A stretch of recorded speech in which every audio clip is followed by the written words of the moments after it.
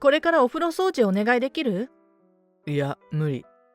じゃあ、ゆきの面倒見てくれる？それも無理。なんで？これから見たいテレビあるから。それくらい少しは我慢してよ。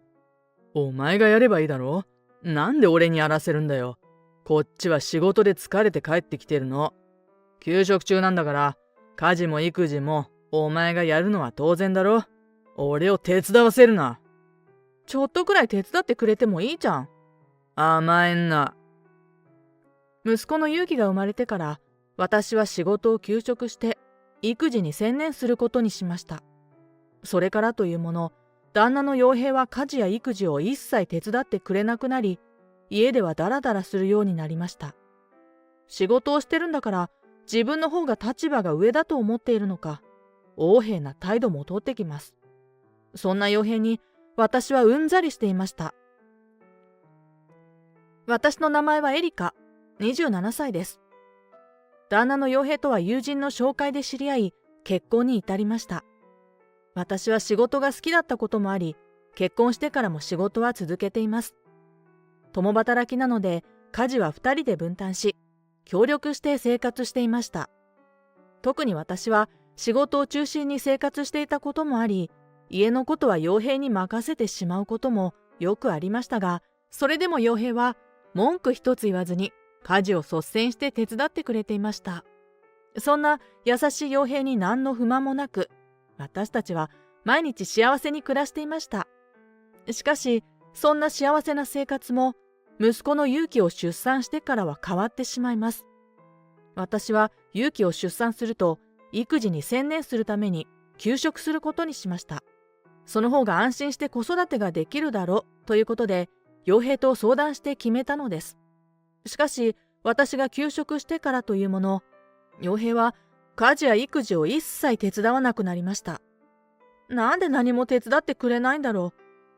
そのことは少し不満に思っていましたが、私が休職している分、陽平は家族を養うために一生懸命働いていることは知っていたので、家事を手伝ってとはなかなか言いづらかったです。陽平だって頑張ってくれてるんだから、私もなるべく家のことは自分でやろうと思うことにしました。しかし、毎日私が育児でバタバタしている中、陽平は仕事から帰ってくると、ずっとソファーでゴロゴロしてテレビを見たり、携帯を構ったりしています。私は朝から晩まで動きっぱなしで、全く休む時間もなかったので、少しくらい手伝ってもいいじゃんと思うことも多々ありましたが、陽平は全く手伝ってくれません。さすがに私も少しずつ不満が溜まっていきました。そんなある日、私はついに日頃の不満が爆発してしまいました。お風呂掃除お願いできる？こっちが家事や育児で大忙しの中、陽平はまたいつものように私のことなんか気にせず、ソファーでゴロゴロしていました。その態度に我慢できず、掃除をお願いすることに。すると陽平は、いや、無理。こっちも見ないであっさりと断ってきました。じゃあ勇気の面倒を見てくれる？それも無理。なんで？これから見たいテレビあるから。それくらい少しは我慢してよ。お前がやればいいだろ。なんで俺にやらせるんだよ。今手が離せないのよ。どうせダラダラしてるだけなら、お風呂掃除くらいしてくれてもいいじゃん。イライラしているせいで声が大きくなってしまいました。だったら後で手が空いた時にでもやればいいだろ。私に怒られ、陽平も腹が立ったようです。言い争いになってしまいました。テレビくらい我慢して手伝ってくれてもいいじゃん。こっちは朝から動きっぱなしで、休んでる暇もないのよ。そんなの知らないよ。知らないって何よ。俺だって仕事で疲れて帰ってきてるの。家でダラダラしたっていいだろ。自分だけが忙しいなんて思うなよ。陽平は頑くなに家事を手伝おうとしてくれませんでした。でも、ちょっとくらいは手伝ってくれてもいいじゃん。お風呂掃除が嫌なら、勇気の面倒見てくれない？それも無理。甘えんなよ。専業主婦なんだからそれがお前の仕事だろ。仕事っていうか、育児は2人でするものでしょ？共働きだったらそうかもしれないけど、お前は休職したわけなんだからそれくらいやれよ。何のために仕事休んだんだよ。はいはい。もういいわよ。どんなに頼んでも手伝ってくれなさそうだったので、もう諦めることにしました。結婚当初なら何でも頼めばすぐにやってくれたのに。どうしてこうなってしまったのかわかりませんでした。それからは喧嘩になるのも面倒だったので、家事や育児は傭兵に一切頼まず、全部自分でやるようにしました。当然、傭兵から手伝おうか、なんて声をかけてくれることもなく、私が寝不足で辛い時も傭兵には頼らず、一人で何とか頑張るようにしていました。傭兵の態度は日に日に悪くなる一方で、最近では仕事帰りに飲んでから帰ってくることも増えました。少しくらいなら私もそこまで怒ったりはしませんが、傭兵は日付が変わるくらいまで飲み歩いて帰ってくることもあったので、さすがに黙ってることはできませんでした。最近飲み歩いてばっかりじゃない？もう少しお金のこと考えてよね。俺が稼いだお金を何に使おうと俺の勝手だろ。文句言うなよ。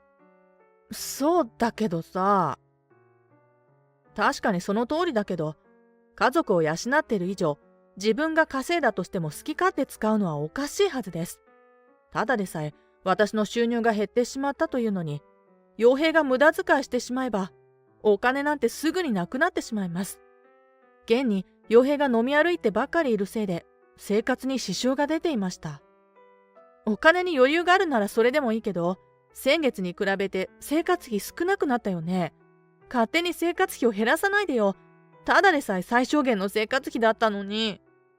じゃあ俺に飲みに行くなっていうのか？傭兵はいきなり大きな声を出しました。そんな大きな声出さないでよ。勇気が起きちゃうでしょ。こっちだって仕事で疲れてるんだよ。たまには息抜きくらいしたっていいだろ。ただでさえお前が休職中なんだから、俺だって苦労してるんだ。でも私が休職するのは2人で決めたことでしょ。今さらそんな言い方しないでよ。それに飲みに行くなって言ってるわけじゃないよ。最近行き過ぎだから控えてって言ってるの。はいはい、わかったよ。何よその投げやりな言い方。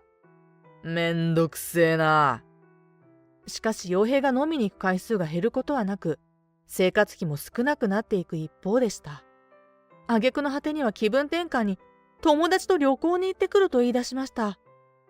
家のこと何もしないで一人だけ旅行に行くの？さすがにおかしくない？そんなお金どこにあるのよ。別にいいだろ、気分転換なんだから。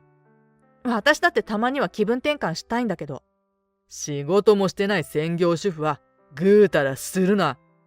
はあ？完全に家事や育児をバカにしている態度に、さすがの私も我慢の限界です。このまま傭兵の態度に我慢して生活していくのは耐えられませんでした。そんな言い方するなら復職するよ。私も働けば文句ないよね。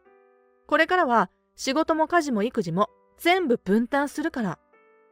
そうすればどっちが偉いかという話にもならないと思ったのです。しかし傭兵は、お前が復職？無理無理。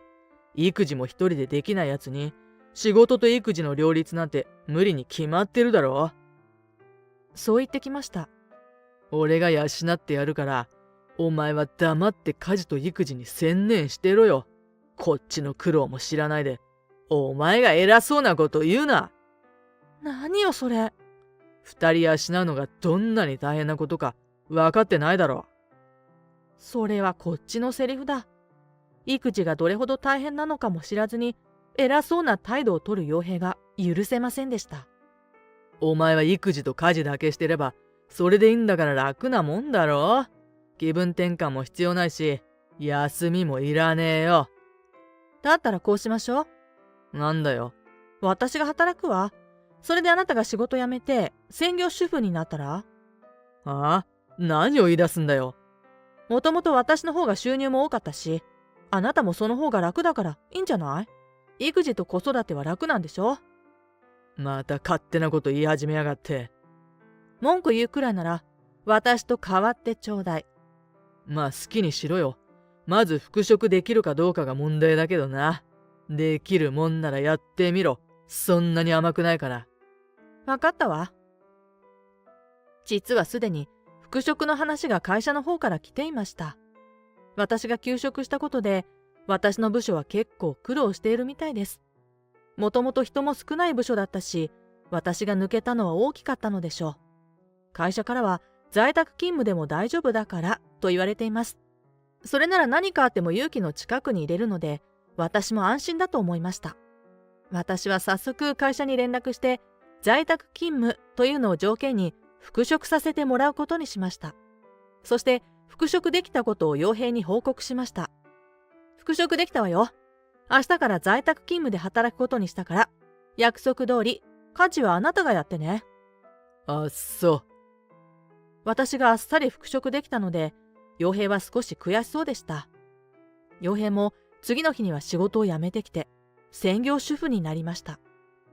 立場が逆転したことで、傭兵が家事と育児の大変さに気づいて、態度を改めてくれればいいなと期待していましたが、傭兵が改心してくれることはありませんでした。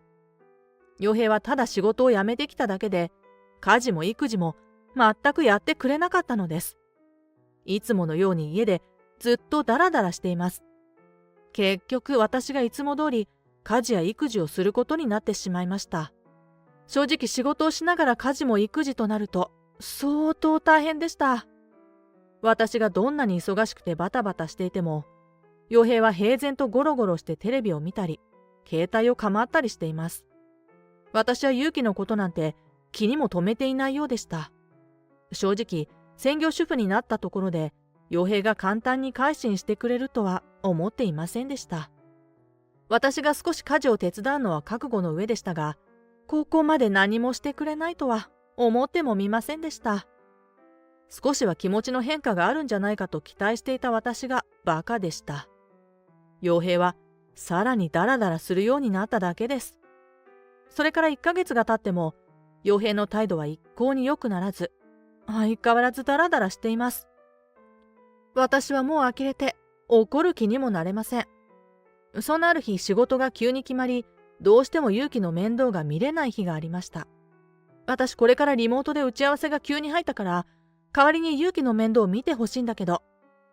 私がそう言うと、いや、無理。傭兵はテレビを見たままこっちも見ずにそう答えてきました。家事と育児、やるんじゃなかったの？何のために仕事辞めて専業主婦になったのよ。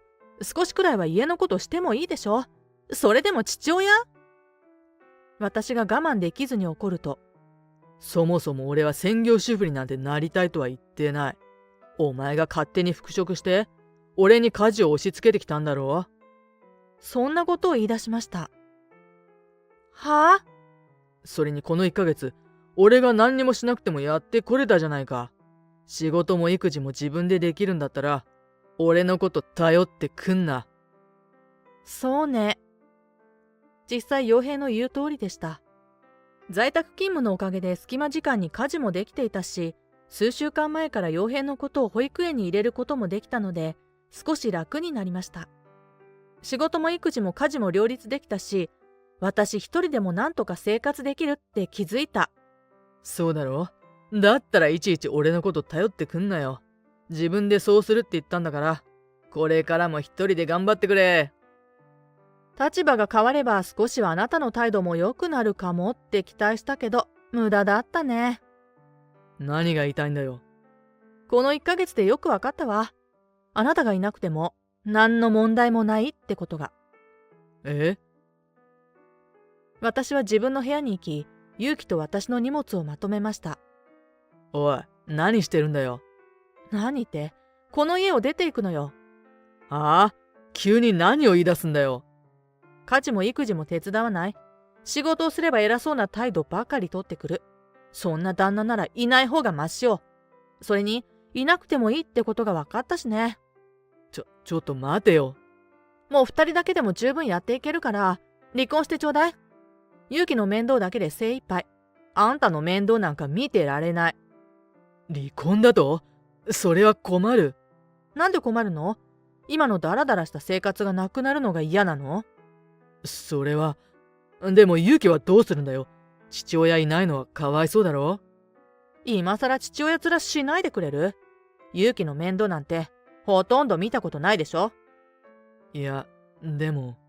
実家に帰れば両親が勇気の面倒を見てくれるって言ってるし、あなたと一緒にいるより離婚して実家に帰った方が私としては助かるんだよね。でもいきなり離婚だなんて言われても話が急すぎるし、もう少し話し合ってだな。私は離婚届を陽平に差し出しました。その離婚届には私の名前が書いてあり、印鑑ももう押してあります。なんだよこれ。私はずっと前から考えてたことだから。そんな。養育費だけはお願いね。この子の父親だっていうなら、最低それくらいはやってもらわないと。陽平はまさか離婚届を突きつけられるなんて思ってもみなかったようで、離婚届を見たまま立ち尽くしています。私が勇気を連れて家を出ようとすると、陽平は私の腕を掴んで止めようとしてきました。ちょっと待て。まだ話は終わってないぞ。もう話すことなんてないわ。そう言って陽平の手を振り払い、家を出ました。その日の夜、陽平から電話がかかってきました。俺が悪かったよ。帰ってきてくれ。これからは家事でも育児でも何でも手伝うから。泣きながら謝ってきます。しかし、今さらそんなことを言われても、私には何にも響きません。今さら何？これからはちゃんとする。もう偉そうなことも言わないから。今まで悪かったよ。謝るから帰ってきてくれ。お前に出て行かれたら、俺はどうすれば。私と勇気が出て行って、ようやく自分の立場が分かったようです。私が出て行ってしまったら、自分は生きていけないと気づいたのでしょう。陽平は仕事も辞めてしまったし、家事もろくにできません。私がいないと生きていけないってようやく気づいたの？すまない。それなのに今まであなたはあんな態度取ってたんだよ。バカだったと思ってるよ。もっと早く気づけばよかったのにね。もう遅いよ。そんな。これからは一人で頑張って生きてください。ちょっと待ってくれよ。俺を見捨てないでくれ。私はそこで電話を切りました。陽平からはその後も何度もしつこく電話がかかってきて、離婚しないでくれと頼まれましたが、私は拒否しました。しばらくは陽平が離婚届を書いてくれませんでしたが、何度も説得すると、最後は諦めて離婚してくれました。離婚してからも勇気に合わせてくれと言ってきたり、よりを戻そうとしつこかったので、私は着信拒否することにしました。その後、噂によると陽平は、すっかり落ち込んでしまい、就職する元気もないのか、未だに無職のようでした。それでも勇気の養育費は支払わないといけないので、アルバイトをしてなんとかお金を稼いでいるようでした。もともと一緒に住んでいた家は家賃が払えなくなり、今はボロアパートに引っ越して生活費を浮かせているんだとか。偉そうな態度を取らないで、もう少し私のことを敬っていたら、こんなことにはならなかったのに。今ではもう、哀れだなぁとしか思いませんでした。一方、私たちはというと、実家に帰ってきて幸せに暮らしています。私は引き続き在宅勤務で仕事をしていて、会社に行くのは月に数回程度です。そのおかげで育児もしっかりできているので、離婚しても何の問題もありませんでした。それに加え両親は率先して家事や育児を手伝ってくれるので、とっても助かっています。陽平に対するストレスもなくなったので、やっぱり離婚してよかったと思います。これからはシングルマザーとして勇気を育てていくことになります。父親がいない分、寂しい思いをさせてしまうこともあるかもしれないけど、一生懸命愛情を込めてこの子を育てていきたいと思います。